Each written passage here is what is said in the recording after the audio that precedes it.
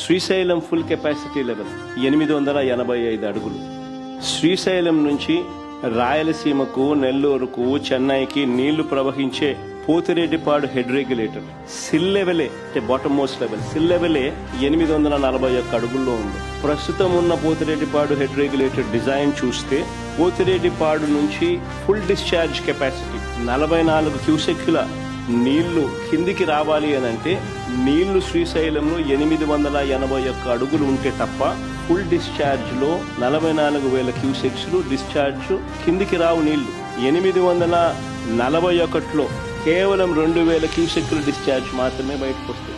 854కు పోతే కేవలం 7,000 క్యూసెక్లు మాత్రమే డిశ్చార్జ్ బయటకు వస్తుంది.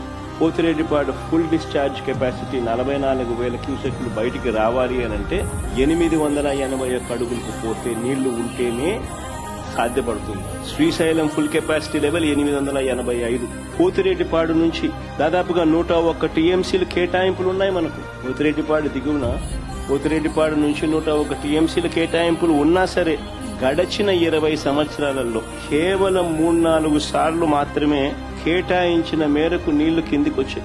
ఇది వాస్తవం. అందరూ ఆలోచన చేయాల్సిన వాస్తవం ఇది.